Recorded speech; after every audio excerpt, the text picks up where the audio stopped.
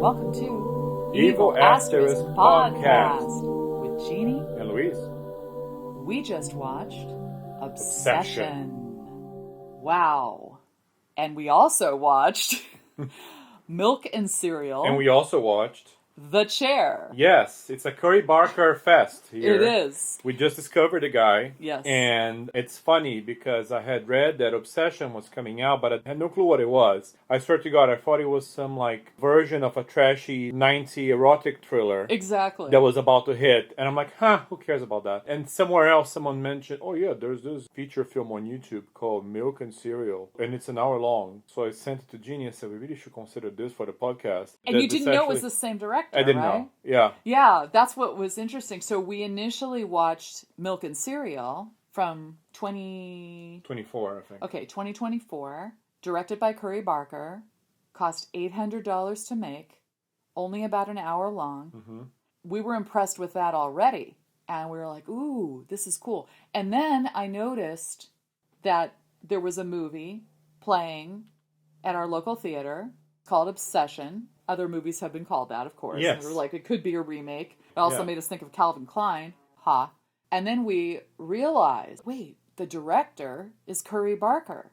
This is the same guy that directed Milk and Cereal, which we just saw. So we had this dilemma. We knew we had to go see Obsession because otherwise we didn't have all the background on Curry Barker. And that's what everybody's talking about right now. So even if we were going to do this podcast on Milk and Cereal, we need to have seen the most recent film. So we went and saw that. Then we made a decision to focus on Obsession. But we will talk a little bit about Milk and Cereal. We also saw The Chair, which is a 25-minute short. And what's interesting about The Chair is that his original plan for a feature film was to extend the narrative of The Chair and make that into a feature. So Curry decided to write a brand new script instead for a different project, of course, entitled Obsession.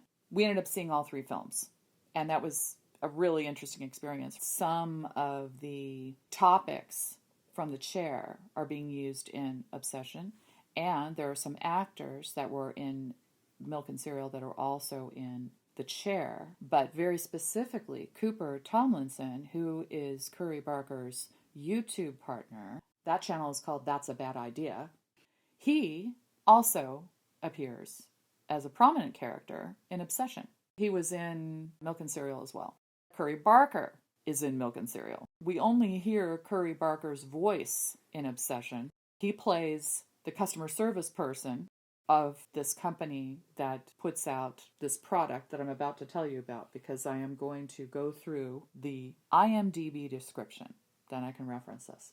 After breaking the mysterious one-wish willow to win his crush's heart, a hopeless romantic finds himself getting exactly what he asked for, but soon discovers that some desires come at a dark, sinister price. So this one-wish willow, which is almost like a retro 70s, 60s. Yeah, like maybe a trinket, even 50s. like a novelty item. Yeah, but it was mass-produced, supposedly, because it comes in various packages. It looked like a harmonica at first. I thought it was a harmonica in a little box, but it's kind of a bizarre, ridged stick. Like a willow stick. Oh, I guess that's what it is. That's it's a what willow it is. stick. That's what it is. It doesn't look like that, so it was this interesting version of a willow stick, I guess. It's a willow stick that you're supposed to break as you come up with a wish. And then the wish becomes true basically right away. And whatever you wish will happen. So that's the basic premise. The One Wish Willow product has a customer service number. And when you call that number, guess who you reach? Curry Barker's voice. That is the extent of his acting appearance in this film. But he was basically the star of Milk and Cereal. And he was quite good. So I want to put that out there. IMDb genres. Monster horror, psychological thriller, supernatural horror, horror, and thriller. I believe that Luis and I would like to add relationship horror. We reviewed The Dead Thing during season 1 of EVIL Asterisk Podcast, and that was definitely a relationship horror film. So we're going to put this in the same playlist as The Dead Thing, among other playlists. I would include things like psychological horror, supernatural horror, But relationship horror is definitely a thing, and this is most certainly a relationship horror film. So yeah, the protagonist is this quote-unquote nice guy who's in love with a coworker. They work at a music store. Him and his best friend and this one coworker. There's another girl that's in there as well. And this other girl likes him, but he doesn't care about her. He likes this one particular woman. And it seems that it's finally coming to a head and he's going to have to declare himself to her. So as he's considering strategies, what do I say? How do I say it? The movie opens at a diner where he's talking to his best friend and his best friend is giving him advice. Oh, dude, oh yeah, you need to come out with it in the open. You need to really put it out there for her. And the protagonist, Bear, decides that he wants to give Nikki a gift. So he goes to a local store and after browsing, he stumbles on the One Wish Willow. And he picks it up and it's funny because the salesperson, she's like, oh yeah, but don't come back complaining later. What do you mean? People do this and then they come here and then file complaints. They say it didn't work or it didn't work well enough. And he's like, why would someone take this seriously enough to complain about it? Like, obviously nothing's going to happen. It's a novelty gift. Yeah, it's a goof. And he buys the thing. They have an outing. And at the very end, he sees a chance to say something to her, but he's too shy. And she literally tells him, hey, if you're going to say something, say something. And he doesn't. Well, the beginning of the film starts out with him professing his intense love for this woman. And they're at a diner. Luis mentioned his friend was at the diner, this guy. By the way, that guy's name is Ian in the film, and he's played by Cooper Tomlinson, the guy who is the partner of Curry Barker on their YouTube channel. And he also appears very prominently in Milk and Cereal. But anyway, Bear is professing his love for a woman, and you can see there's a woman sitting there. He's testing his soliloquy of love on this female friend. Now, at the beginning, a lot of people are probably confused. I think Luis didn't realize that's what it was. Oh, I realized right away that it was someone he knew that wasn't the actual person. Didn't. I just had this feeling that he was trying it out. It's a very common trope in a romantic comedy. So I think it's very interesting that Curry Barker decided to use a rom-com trope at the beginning. So it starts out in this goofy way, but that doesn't last very long.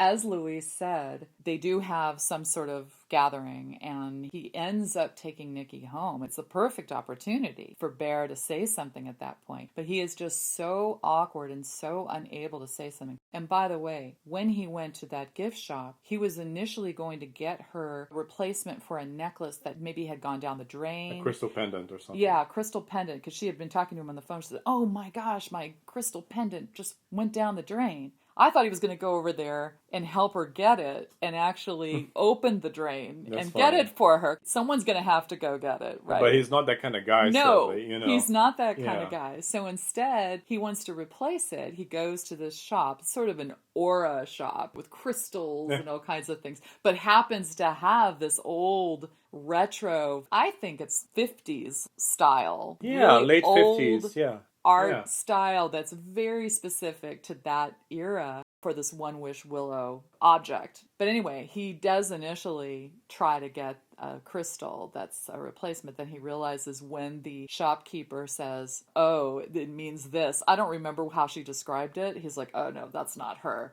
I'm not going to get her that. No way. And then he wanders over to this other area and grabs this One Wish Willow. There are many of them. Mass-produced item, but from a long time ago, from decades ago. But what's interesting, of course, the obvious thing that we didn't mention at the beginning, the tagline for the film is, be careful who you wish for. Now, that's a direct reference to be careful what you wish for, which is a monkey's paw reference. The famous tale. This dates me, but we all saw that in school. When I was growing up, W.W. Jacobs, that's the original author of The Monkey's Paw. It was published in 1902. And we saw the film. It was pretty scary about the monkey's paw. And I'm sure everybody listening to this knows the monkey's paw, or at least knows of it. So the classic story, The Monkey's Paw, by W.W. Jacobs. I think I ended up reading it, but we definitely saw the film version of it, the original old one. Probably from, I don't know, 50s or 60s or something. Someone comes upon a monkey's paw, probably in a similar situation where they're in the gift shop. They get this monkey's paw. They're told, be careful, you only get 3 wishes. Use them wisely. You get the monkey's paw. You make the first wish. And I believe the first wish is to get a lot of money because they're poor. They do get a lot of money, but guess what? The family gets all this money because their son ends up dying in an accident in a factory, and they get this payout. So it's like, oh my gosh, right? So it's an interesting moral tale. Obviously, the money means nothing anymore because their son is dead. So the second wish is that the son is not dead. And of course, that's when it gets really scary because it's like Pet Sematary. It's like a dark and stormy night and you see this weird undead being who's just like coming at you, knocking at the door. And of course, it's their son that's being reanimated and brought back to life in a horrible way. That isn't going to work. So guess what the third wish is? I wish my son were dead. And that's it. So it's just horrific. And it's an interesting morality tale. So, obsession, one wish willow. What's the difference? There is a big difference. You only get one wish. You can't make another wish. You can't undo your wish. You can't reverse your wish. Now, the only way you can get out of this, possibly, again, they're mass produced, is to give one wish willow to someone else and have them do your bidding, so to speak, wording the wish carefully and undoing the previous wish that was made. So that conceivably can be done, but in this film, it never fully happens. I was about to say that. That's supposed to be the way to counteract your own wish, but that's never executed in the film itself. There's a way to nullify your wish that comes in later in the film. You kind of do see that in action. But this other way about countering the effect itself with someone else's wish, that's just raised, but we never get to see how that would have effectively worked. Yeah, it seems that logically it would have worked effectively because the way that the protagonist was phrasing the new wish after buying a new one wish willow, giving it to Ian and saying, please, I want you to say this in this particular way. It made perfect sense, I'm sure, to everybody in the audience. Okay, this is going to work. But that doesn't happen.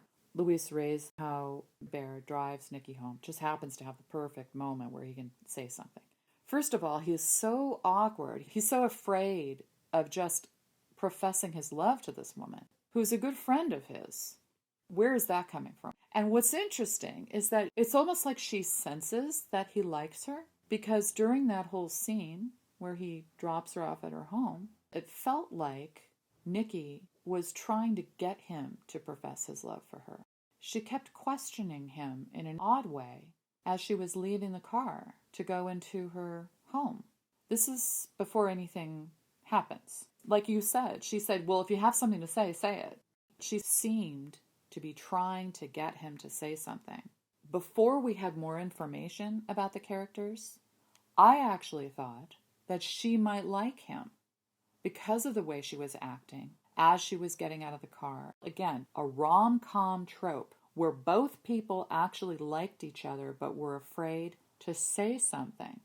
Now, that is kind of thrown out the window later, or at least from hearsay. We never heard it from her, but it almost looked like she was too afraid to tell him how she felt, and he was too afraid to tell her how he felt. Yeah. It seemed to me that she wanted to know where things stood between them. She was probably figuring it out, that there was something going on his end. We don't know how she really felt, but we know she wanted to know what was there. Right. I thought it was tricky because we didn't have all the information on the characters yet. All we knew was that there was a really awkward exchange between Bear and Nikki. And my read on it, not knowing enough about the characters, and still not quite sure, even after seeing the film. My read on it was that they might both like each other. And it was an awkward moment, and we weren't quite sure what the Nikki character was thinking. But we were also like, why is he so awkward? Why doesn't he just say something?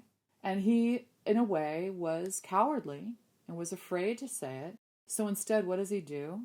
So instead of telling her how he feels when he has a chance to do it, he uses that other strategy that was kind of briefly discussed at the diner. So all the way back to that initial conversation, at the diner. A brief idea was kind of raised of him calling her Freaky Nikki, which is a nickname she hated in school, probably because of something that happened. Something that makes her look bad or that she felt she looked bad. She hates it. But somehow these two guys found that that could be a strategy. That's something that could be done in a playful way. So as Bear is in that car having his shot and having an opportunity to say how he feels, when he's desperate and he fails to say the truth, he instead calls her Freaky Nikki as she walks away from him. And that immediately kills any kind of mood, and she walks back and she's so disappointed in him. And you know that whatever sliver of a shot he had is lost. That's it. It's gone. During the diner scene, after he speaks to this woman and tries his soliloquy out on her, she seems to think it's all great and she's fine with it. She loves it. She says, "Congratulations and good luck. We know you're going to succeed." Well, what happens? His best friend, Ian, sits down at that booth, looks across the table, says, "Oh, you should try this technique. Call her Freaky Nikki." Bear is like, "What?" She didn't like that nickname. That was not a good nickname for her. She was not happy with that. "Oh, no, she'll love it. Joe, just try it. Just try it." Egging him on and planting this idea in his head. Clearly, the audience is like, what? It didn't make any sense. A sexual comment about how she's freaky. The most likely thing was that she's freaky in bed and she's loose. And no woman wants to be called that. All right.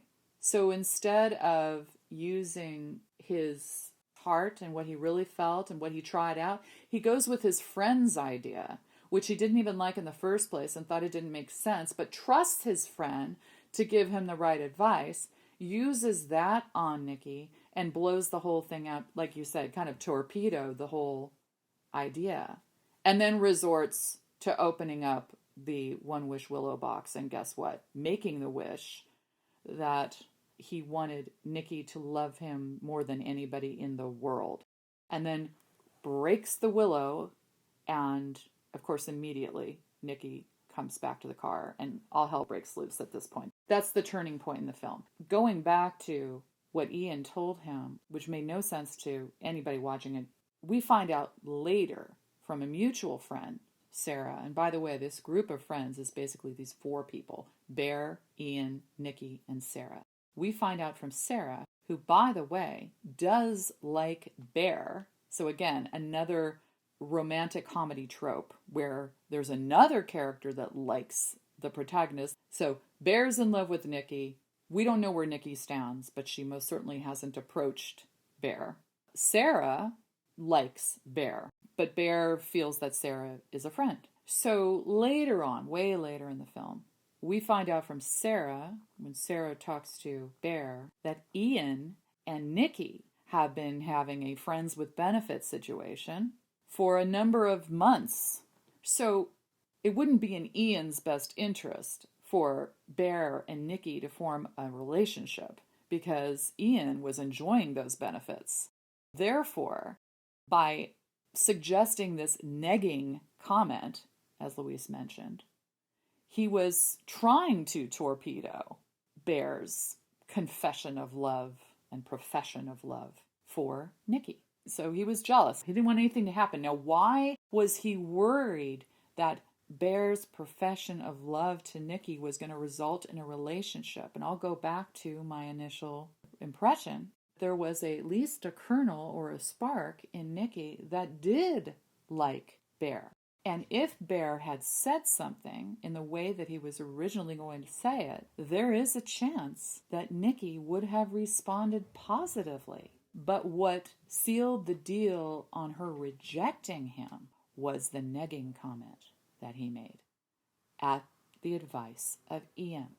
He destroys his chances, so his very next act is to use the One Wish Willow and do all the damage he's just done. So he goes for it and he breaks it. And Nikki, who's about to go inside her house, stops dead in her tracks, covered in darkness, in shade. We see a shot from outside where she's literally just a silhouette. And that's something that's going to happen a lot in this film. It's a very dark, moody film. is a little bit out of focus. That might be because of the lenses they use. So usually what's in the very center of the picture might be kind of in focus, but everything else is out of focus. And the more we go into kind of this descent into madness, the muddier and crazier and darker it gets. To the point where most of the time you have a very bright background, but what's happening right in front of you is hard to see, which I think is totally on purpose. And it makes the whole thing feel very claustrophobic and scary and terrifying throughout. So this is the one moment where the narrative just jumps. It skips a beat, and now we're in a different world. A world of shadows, a world of the unknown. She immediately goes right back into the car, like Jeannie said, and she wants to go home with him. I think she first wants him to go inside, and then he refuses, because he knows he did something wrong. He's already figured out something's going on. But she convinces him that she wants to go to his place instead. And that's how we catch a glimpse of where things are going to go here, because she's in the car with him, and she seems willing to do all that stuff, to be with him, to go further maybe even. As they get to his place, she wants him to sleep with her in bed and to cuddle with her. And he's like, I'm not sure about that. Are you sure? Like, he doesn't even want to look at her at first, because he realized, hey, this woman didn't want anything to do with me before, but now she wants me to cuddle with her in bed. Something's going on here. Is this thing really working? Is she really here because she wants to, or because she's being controlled by something? I think he knows the answer to that question. And that's part of the reason why he initially has such a problem with this. He realizes that he created this. He knows. Mm-hmm. And when she is undressing, or appears in a state of undress, and he sees that, he's like, is this really for me? Is this really how she feels? The fact that he would even question it is odd, right? Because he knows. Or at least he assumes now, because of the comment that he made where she reacted so negatively, that maybe she never felt anything for him. I think that the fact that he wanted to profess his love to her meant that he got some inkling that she might feel the same way. People don't usually approach other people, especially in a close friend group, about their love for that person unless they have a pretty good idea that it would be reciprocated. Why was he trying that out on this diner friend / acquaintance / employee? Why would he tell Ian about his feelings for Nikki? It's because he thinks he might have a chance. And they're close. He and Nikki. She calls him, she told him about the necklace falling in the drain. They talk a lot. And he wasn't going to be at that event the night that the whole thing happens initially. He was going to bail on it. And she insisted, no, you got to be there. You got to be there. I have something to tell you. You got to be there. Wait, she said, I have something to tell you? Yeah, and it turns out it was something unrelated. It was something that's not important. I don't remember what it was, but I know she finally says it on the phone, and she says she's going to quit. She can't stand being at the store anymore, and she needs to do something with her life. We need to talk about that. The four of them, the foursome, main four characters here, they're all friends. They work at a music store. But what's also interesting is that Andy Richter, of all people, who was the sidekick for Conan O'Brien in his late show. What was Conan O'Brien's show? Late Night with Conan O'Brien? I think so. He plays Carter. I believe Carter is actually Sarah's father. She said dad at one point, right? Yeah. That's okay, what it is. That's what it sounded like. Yeah. Again, Sarah is the one who's interested in Bear. Another quick thing about Sarah is that she's been trying to get into college, I think art school, and she keeps getting rejection letters. She's been talking to her dad about that at the store. Now another one. I got another rejection letter. Luis thought it was a death threat. I have no idea where that came from. I thought it was Nikki sending her death threats. No! Why would that happen? Because she knew that Sarah was in love with Bear, and at the point she was already turned. He knows this is his doing. He's not quite sure now because of the reaction to the negging comment. Again, Ian torpedoed that. He's not quite sure how Nikki feels, but we all feel that there was some kernel of truth in Nikki having some feelings for him. Even in the small amount of information we had on these characters at the beginning, we still felt that. It felt very rom-com. If you're watching a rom-com and you see one person go, oh, I want to profess my love, I'm not sure. Hugh Grant hemming and hawing, and the other character, whoever it is, looking like, she was trying to get him to say something. She was trying to get him to confess. Well, I think I know why. I think she wanted him to confess because she was going to make a big life change, possibly even moving away from them. She literally said something like that she was going to go in a different direction with her life. But if she was doing that, if she said, I'm going to move away, she would have told him. She didn't say anything. She said, say something now. And She seemed like she wanted to say something. So again, I'll go back to that, that there was a reason. And the fact that he was willing to try his soliloquy out on what you're saying is just an employee at a diner. Why would he go through all that? And then why would he tell his friend? No, he really loves her. But why would he? Thinks he loves her. But then he thinks there's going to be reciprocation. No one goes through all that unless they're not quite there. No, he does. After he gets over the awkwardness of the situation, he's like, oh my gosh, does she really feel this way toward me? He probably fools himself a little bit into thinking, well, I think she did feel this way toward me because of what we've been discussing, that there was a kernel of truth in that. Well, he just sort of pushed that along a little bit by making his wish because he really wanted to get rid of the horrible thing he said, which could have completely ruined their relationship. And it was because of Ian. But he thought, well, I'm just going to push her a little bit in this direction.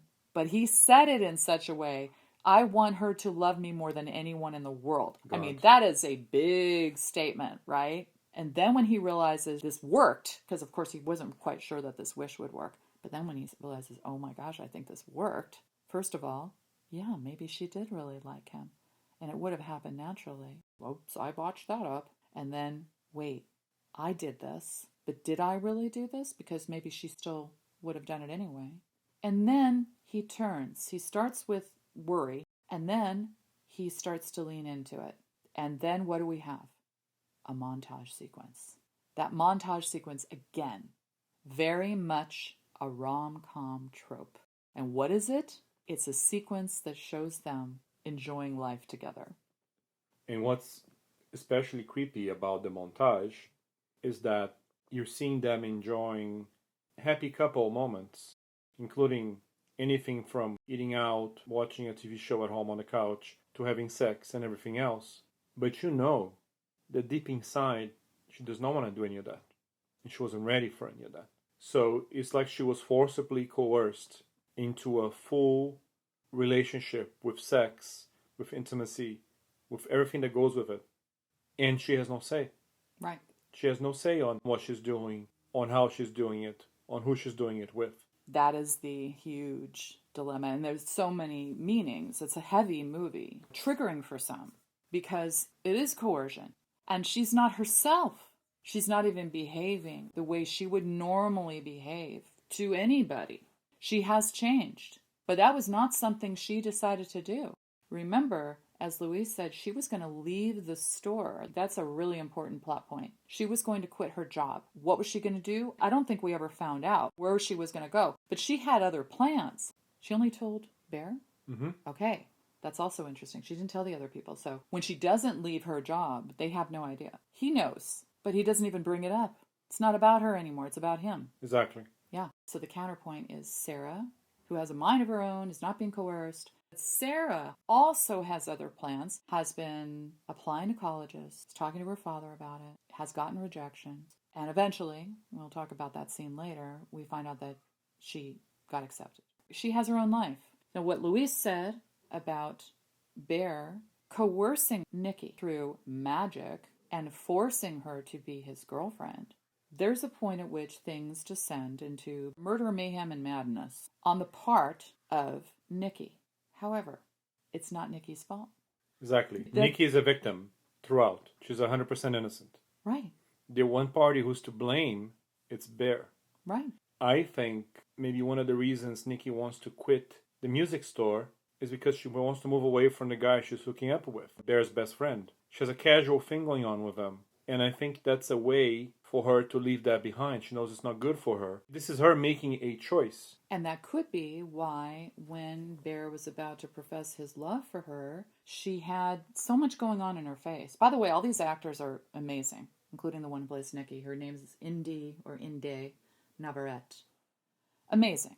Incredible. So much was going on in her face at the time that she was trying to get Bear to say what he needed to say. It felt like she might have known what he was going to say. It felt like she may have feelings for him, but she wanted him to say it first. It also felt like Louise said maybe she was making a big change. She was going to leave. And she had already told him she was going to quit the store, but there was more to it. And maybe if he had said whatever he needed to say, she would have had more to think about and maybe made a more informed decision. Do I want to be with this guy? Do I want to take him with me? Maybe he'll come with me. Or maybe not. And I'll have to break it to him. But she never got to do any of that. And then, of course, as what you would see in a horror movie, and you would expect, you know exactly what's going to happen here. She gets so obsessed with him, it's absolute insanity.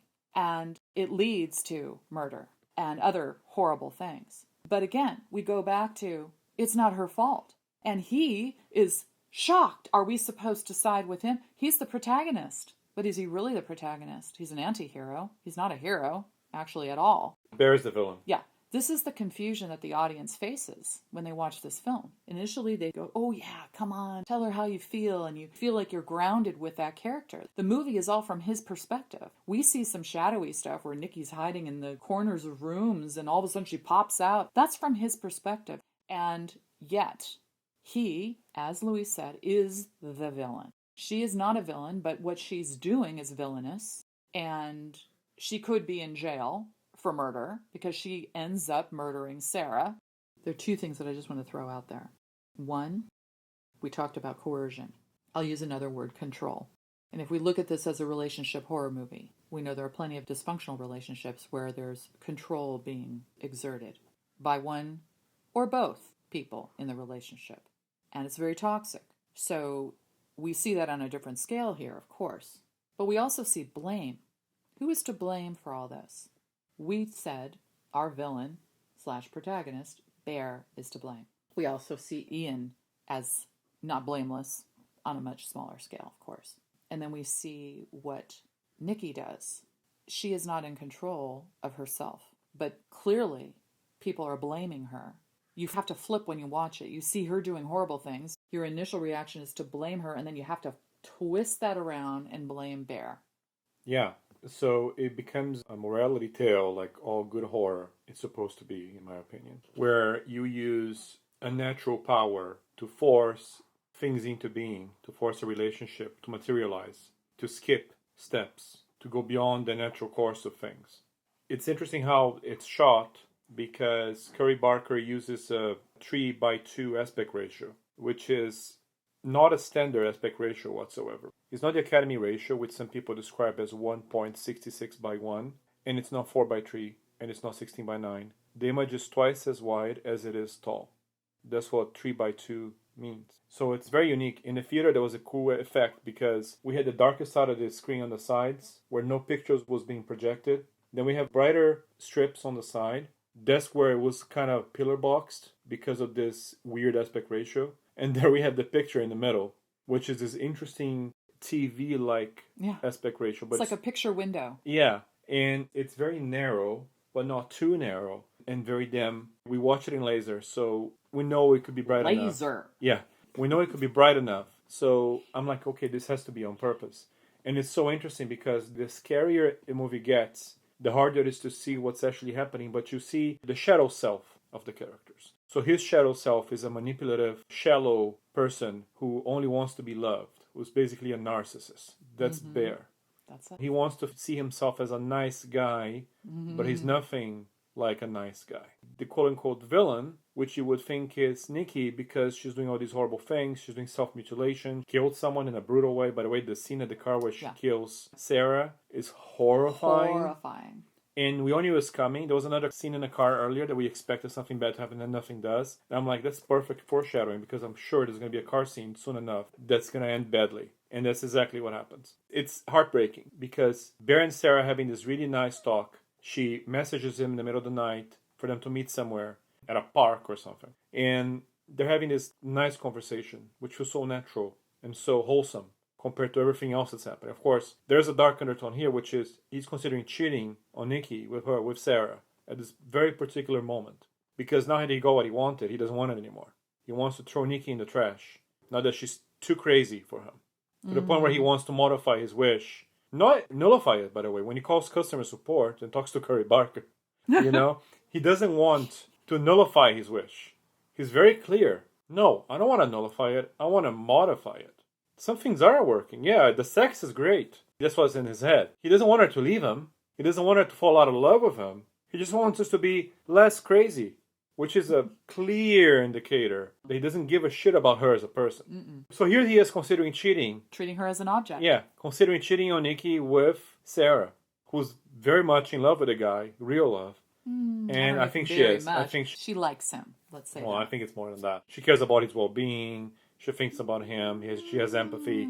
I think it's more than a crush. Anyway, Sarah gets brutally murdered in front of him. And he realizes that this whole mess he created is his. Now there's a dead body to worry about. And in the end, Nikki's like, don't worry about it. I'll deal with her. So let's talk about what happens. Bear is lying in bed with Nikki.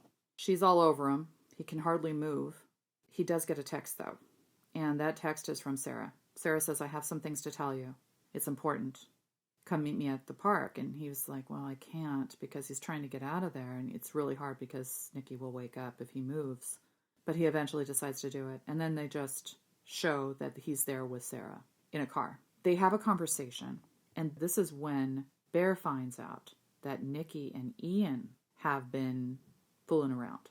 And it's been going on for months. Of course, Ian never told him. And now it makes sense that Ian would try to torpedo the whole thing, the whole possible relationship between him and Nikki. Of course, Nikki never told him either, but we speculate that Nikki wanted out of that. We're not quite sure. That's all Sarah wanted to tell him, and also Sarah is interested in him. We don't know how much, but she's definitely interested in him. And this is kind of a fuzzy recollection of what happened because there was a little bit of commotion in the theater at the time, but we think that Sarah was letting him know that she was applying to colleges. And it means that she might be moving away. And there was a letter from a college. I don't know if it was like a special college that she really wanted to go to, or there was some reason why she wanted to talk to him about that, but the letter was with her in the car. I don't know at what point the talking gets interrupted, but Nikki shows up and with a brick, and that's actually a recurring theme. We'll talk about that in a moment. But she shows up with a brick, and this is a horrible death. She takes the brick, sticks it on the steering wheel, takes Sarah's head, and just repeatedly bangs it against the brick until she's dead, and long after. Just completely mangles her. It was a very, very grisly death. But what's interesting is that we've now seen 3 of Curry Barker's works, and I think Cooper Tomlinson was involved in at least 1 or 2 of them as far as production. But we have seen the brick as a weapon used in several, and also for self-mutilation. We've seen a brick being someone hitting themselves over the head with a brick. It seems like a thing that Curry Barker loves to do. I don't know why, but after seeing all 3 in succession, I'm like, okay, this is definitely a theme. It was horrific. It was such a difficult scene because that was a possible chance for normalcy for him. Yeah. That he would maybe end up with this other person. However, he didn't deserve it, as we know. But she didn't deserve to die. Most certainly. No way. This was like a person. She was actually a good person, but almost no one in this movie is a good person. She was a good person. So after her death, Bear is holding this bloody letter in his hand. This envelope that hasn't been opened yet. He opens it. And guess what? She got accepted to this school. And that is heartbreaking.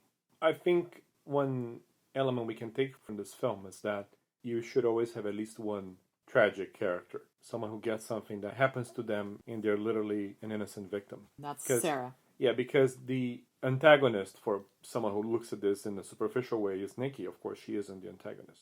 The antagonist is Bear. And Nikki suffers. But Nikki also does what is perceived as a number of bad things. Horrible things. Horrible things. Where Sarah is truly innocent.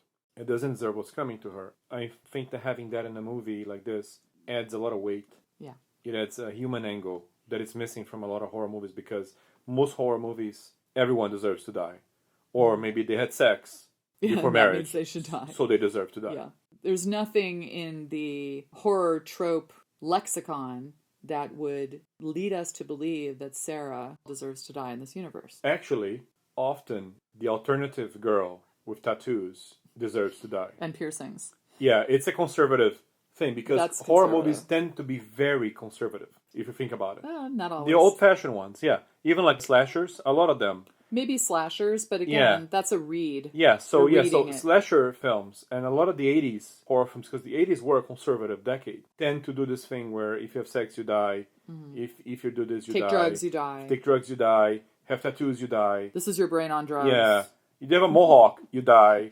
So that's the only reason Sarah would deserve to die, but it doesn't apply here. It doesn't apply here, but Yeah. I mean, if you want to just go into the weeds on this, I can also say that the fact that she told on Ian and Nikki to Bear is a weird reason. Good point. I mean, not deserving, of course. But if you really look into, she just betrayed two of her friends for this other friend. Very good point. And was she pining for him that much? I mean, you're thinking that she was really in love with him. Was she pining for him to the point where she wants to end that relationship? So she was a threat to Nikki. And of course, Nikki's out of control, which is a really good word for it because she has no control over her bodily functions or anything. I mean, she has no control. So she's like, okay, Nikki's acting weird.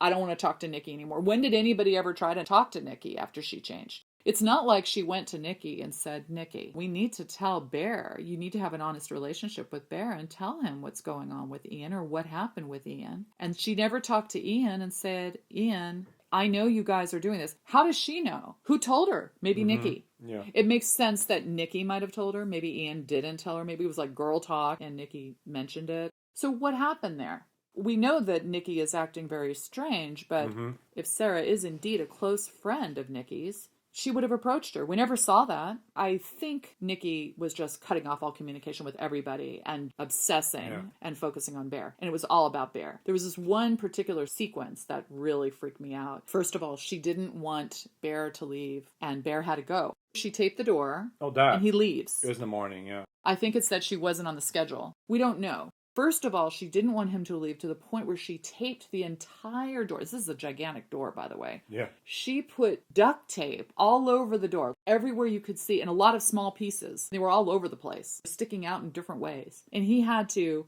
wrestle with the door to open it. It's not like he seemed shocked, though. It was really an interesting scene because he was like, okay, let me open the door. Grabs the door and slowly...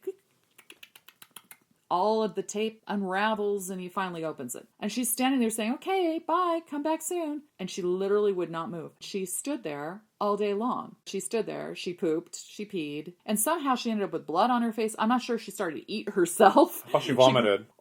She got hungry though at some point. She didn't eat and she just stood there. He came back and she was in the same location. And I think that's when he talked about boys' night, because then she went to the bathroom. She felt free to go to the bathroom at that point, and he was freaking out. What is wrong? What happened to you? And then he said, boys' night. She freaked out and said she had to go. But that was quite intense. That showed the degree of obsession that she was under. Almost like being hypnotized in a really bad way. That was a very revealing sequence. I will also mention the cat. Again, another trope, but not a trope from a rom-com, a trope from a horror movie. Bear comes home to find his cat lying deceased on the ground, dead.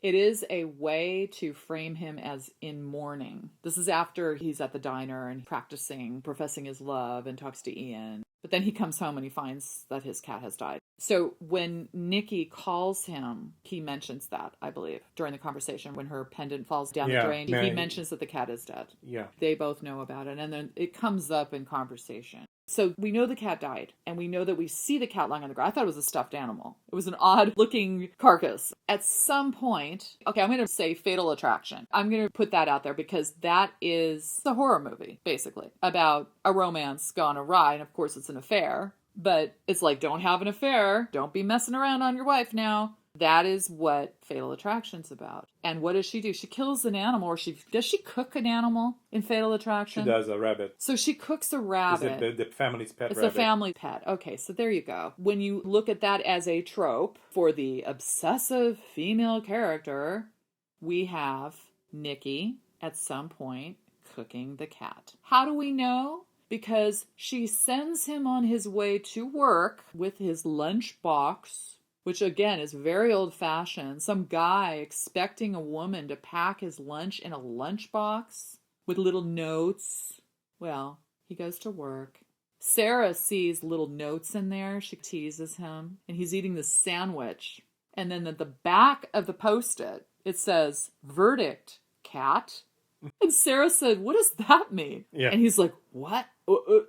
Because I think the reason why he figures it out is that there was something about the cat before that. I think she dragged the cat back into the house and had it on the ground or something. She made a shrine for the dead cat after he had already disposed of it or tried to. It was fresh in his mind that there was the cat lying on the ground that she had made a shrine for. Yeah. And so when Sarah said, "What does that mean? Birded cat," he starts realizing that the sandwich does not taste quite right. And he starts to vomit. And then we get a close-up of the meat itself, and it looks weird. It doesn't look looks really strange. It doesn't look like normal lunch meat. It looks like strange sausage. Almost looks like poo balls, but let's just say odd sausage. It doesn't look like meatballs. I don't know. It didn't look. It looked tubular to me. No, I saw some weird like red. It looked like someone's big fat finger. Okay, so that happened, and that again is a weird trope. We've seen it before.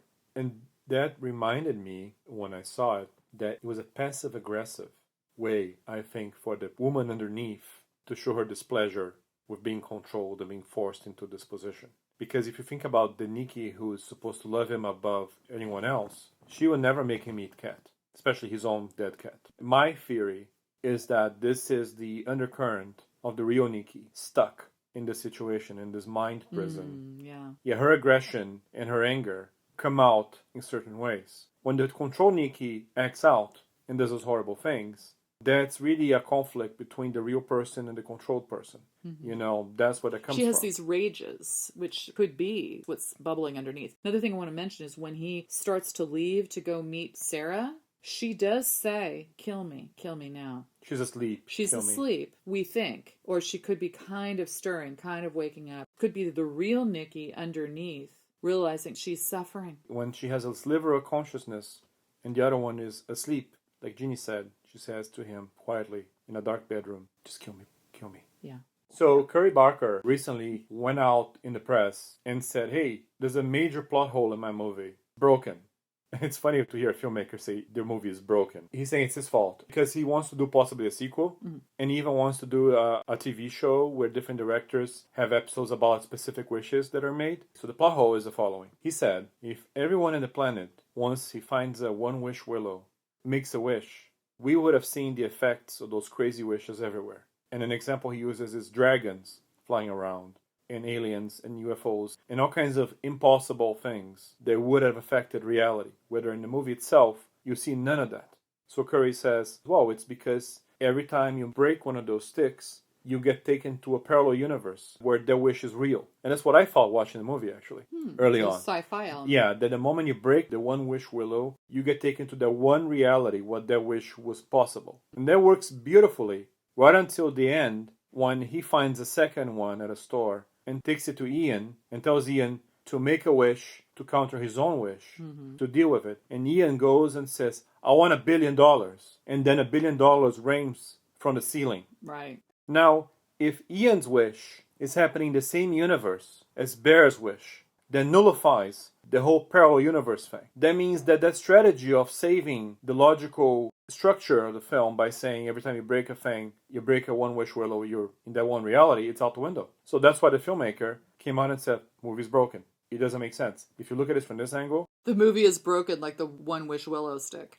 Yeah, kind of. So I think a lot of people will just suspend disbelief on that and not worry about it. The reason why he's saying that is that the monkey's paw is just one monkey's paw. You don't have a mass-produced monkey's paw that a bunch of people have access to. If you have a mass-produced object, then of course there could be multiple possible wishes. But what this could be about is this store that's selling it could be the only store that sells it. We don't know. He never saw this before. It's not like everybody said, oh yeah, that one wish willow thing. I don't remember anybody doing research on it or saying this was something that was all over the place in the 50s. We saw at least 3 of them. In that one store. Where else? I'm just going to try to let him off the hook a little bit and say that this was one store. And the store is a magical store. And the store could be a figment of everybody's imagination. But let's just say the store is the only place that sells these things. We have not heard of any other store selling them. And that's fine. There is a limited supply. And maybe of that limited supply, no one wished for dragons. Most people are not going to wish for dragons. Exactly. If they have one wish. That's a point Let's just make that clear. That's a point that someone on Reddit made. Yeah. Would you do that? Would you use one wish that you have to wish for dragons? No. This is a commentary on people. Usually, people will wish for things that directly benefit them, often in the short term, not necessarily in the long term.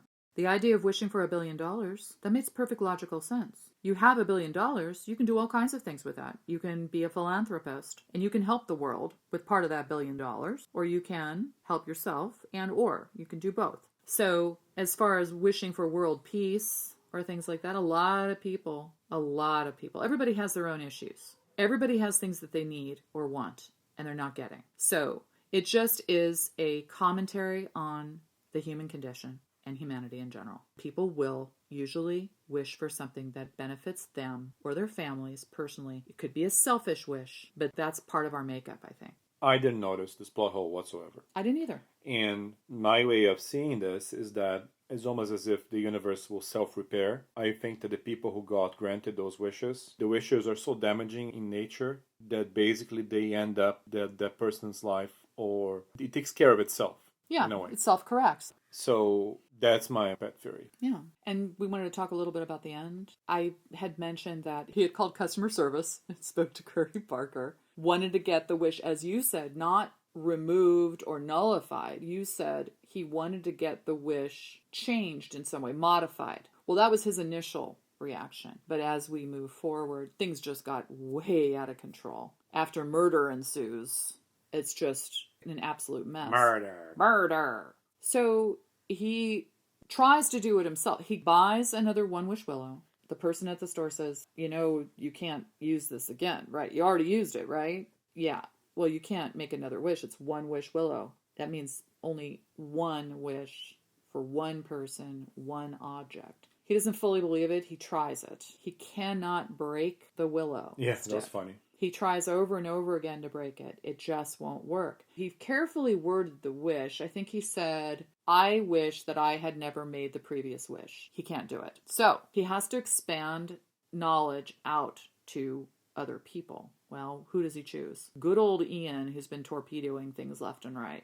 He goes to Ian and he says, I need you to take this stick. I need you to say, I wish that Bear's wish never happened. Something like that. Yeah. And then break it. And the guy's like, ha, ha, ha, ha. Ah, he, he, he, he. There's no way that that's what this is. That's not better, blah, blah. He tells them that this is why Nikki is acting like this. This is all the stuff that's going on. He's trying to get him to believe him. Of course, the guy doesn't believe him at all. Thinks he's being ridiculous. And instead of humoring him, which we were hoping would happen, but of course we knew it wasn't going to happen, he says, I wish for $1 billion, and he just cracks it, thinking nothing's going to happen. But of course, then, as Louise said, the $1 billion rains down upon him, and he's like, woo-hoo-hoo-hoo.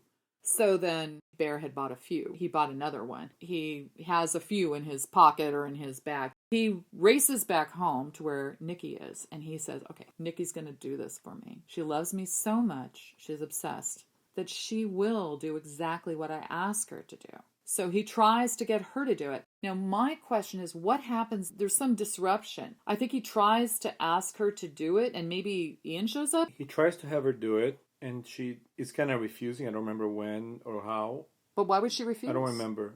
And then Ian shows up. I think she had already found a gun. And as Ian enters the room, she shoots Ian in the face, and that's the end of Ian. Yeah, after he has the $1 billion. So he gets his He's all excited. Yeah, he's like, it works. I can't believe it works. Yeah. And what have you done to her? And he's pissed, right, because he lost the woman. He had this very conveniently, comfortably stashed on the side. I don't know that he was pissed at all. He was excited about No, he was $1 billion. frustrated. The whole movie he's frustrated with the guy. No, but at the point he got the $1 billion, he was distracted. He was super excited. Yeah, he was distracted. Yeah, but then as he enters the room, he gets shot in the face. By her, yeah. By her. It's, like you said, comeuppance. Bear knows she has a gun. She refuses to do it. And he can do it himself. Here's my concern about a possible plot hole. Why would she refuse to do it? Does she have the knowledge that this was based on the wish? She does, but he says something like, you need to wish that you don't love me anymore. And she's like, I can't do that. Why didn't he just phrase it the same way he phrased it to Ian? I need you to wish that Bear's wish never happened. Because then she wouldn't love him anymore. She can't so abide by again, instead of being parallel structure, though, it was a rephrased version of the wish, which made it more obvious. All she had to do was say, I wish Bear's wish never happened. happen. But Bear's not thinking straight, and B, she's possessed. There's two sides to Nikki. There's a side that's trying to get out of there and is the real Nikki, but it's being submerged. It's like being possessed or having a parasite. It's being submerged by this other persona that is totally obsessed with Bear. And anything you try to get Nikki to do that goes against the obsession is not going to work for the dominant personality that is the obsessed person. So you could say that, well, she'll do anything I ask her to do. Well, no, actually she won't. The one thing she will not do is stop being obsessed with you. It's sort of a interesting conundrum, right? It's a logic problem. Yeah, it's a logic problem. So that's how I'm going to see it, because otherwise there's a little bit of a hole there. Yeah, let's talk about what she ends up doing instead. So he's giving up. He knows, by the way, from the discussion with the customer service person, aka Curry Barker, that the only way to truly nullify this without having someone else wish that it never happened is to die. He was told that already. He knows that if he dies, she will no longer be obsessed with him. So he finally decides to not be selfish, sacrifice himself. So he goes in the bathroom with a gun, tries to shoot himself in the head, but he's a coward. So he gives up on the whole gun thing. Then he goes to the medicine cabinet, he grabs a big bottle of pills, and he guzzles them all down. So it's interesting because the pills, I think, are from his grandmother because he inherits the house from her. Right, okay. So he takes all the pills. And then you hear the sound of the willow stick being cracked. And by the way, the sound design on this is actually very effective. The willow stick, when you take it out of the box, it makes an interesting chiming sound. Bing, bong, bong, bong, Very bing, low bong, quality bong, bong, sound, bong, which you bong, always bong, associate bong, with these bong, things. bong. When you make the wish and you crack, it's crackling sound, almost like a fire. Because if it's a willow, if it's part of a wood. tree, it's wood, it has a crackling sound of wood. So great sound design there. Now you hear that sound again. Bing, bong, bong, bong. It's like a musical chime, but a bit atonal. But it's still pleasant. It's still a pleasant sound. He hears it, and guess what? We know what happens. His face changes, he smiles, he walks out, and you know that she wished that he would love her more than anyone in the whole world. He is now obsessed with her.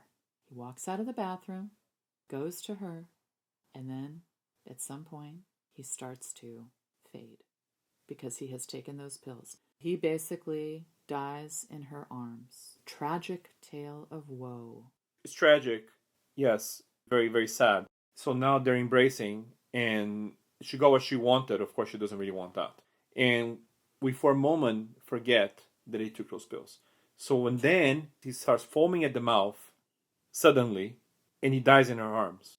And for a moment there, she's screaming in pain. She's in utter despair because he's in the process of dying. Because what happens when he actually dies? When he actually dies, the spell is broken. And she comes to her senses, so to speak. Yes. Is herself again. Mm-hmm. And it's just like trauma. It's a sheer trauma. She just woke up from a nightmare, but the nightmare is real. It's real. And I'm assuming she might remember everything she did and everything she was forced to do. All of that. And that is the tragic tale of woe that I was referring to. Brilliant horror film. I think we're giving this 2 thumbs up.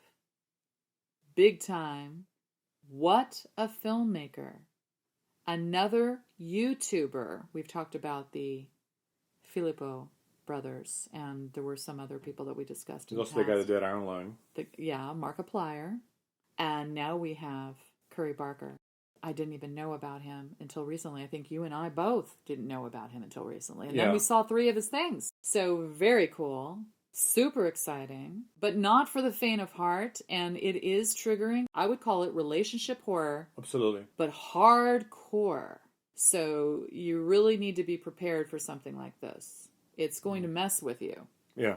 David F. Sandberg, who eventually made the Shazam movies, is also a YouTuber that became a film director. Right, and he actually runs his YouTube channel to this day, and he will post shorts and just normal YouTube videos on it, which is awesome. I also want to mention the music.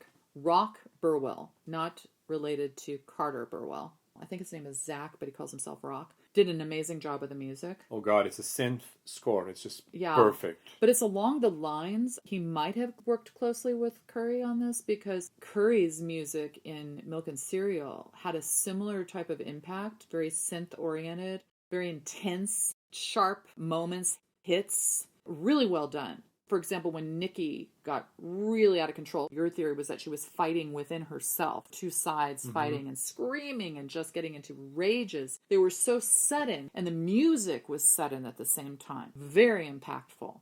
Yeah, and kind of droney sometimes too, but in Yeah. a good way. In a good way. Yeah, Yeah. just like Milk and Cereal. Yes, And, but that was Curry Barker's exactly. And what I read is that the composer worked very closely with Curry in the past. Yeah, it makes sense that they worked closely together because a lot of what Curry did in Milk and Cereal, there's a similar impact that was used in Obsession. Yeah. And just a reminder that you can watch Milk and Cereal for free on YouTube right now. Yeah. And same with The Chair and other shorts. So no one wanted to distribute that one. I don't know the details, but I know that he tried to get a distributor for Milk and Cereal, which is his first feature-length film, even if it's very short. And no one wanted to touch it. So he just said, fine, I'm just going to put it on YouTube. And that's it. And it's still there. It's the original upload, I think. It has like, I don't know if that's the one that has 9 million views or something. Yeah, go watch it now if you can. Because you can see what he did with very limited resources, $800 like we said before. And I read that he bought the camera for the film, shot the movie and returned the camera. Oh, that's amazing. And we were going to focus on Milk and Cereal before we realized Obsession was in the theaters. So we had to switch gears. Yeah, we had to connect the dots because I knew there was a movie called Obsession that just premiered. And I think I might have read somewhere that he directed it, but I wasn't sure. I was just focused on Milk and Cereal. Right. And at the risk of talking about it, just see that. It's going to take less than an hour of your time. It stars Curry Barker and Cooper Tomlinson. Let's just say it's about pranks gone wrong. I'll just use that as the tagline. Pranks gone wrong. The protagonists, they have a YouTube channel together and they do a lot of stuff and almost all of it is prank related. Right. Found footage as well, which is a lot of fun. Found footage with non-linear storytelling. Oh, yeah. Very hard to accomplish. Very well. Very effective editing techniques. Really quick cuts at the beginning. You're just mesmerized by it because there's a lot going on. Yes. There's never a dull moment. And there's someone, an older gentleman from Milk and Cereal, who shows up in the chair. Right. He's also in The Chair, which is the short film we talked about. It was about 25 minutes long. Yeah. So definitely see those. We're going to see more, of course. See it all. All right. I guess it's time to bid you adieu. Bye. For now. For now. Toodaloo. Beep.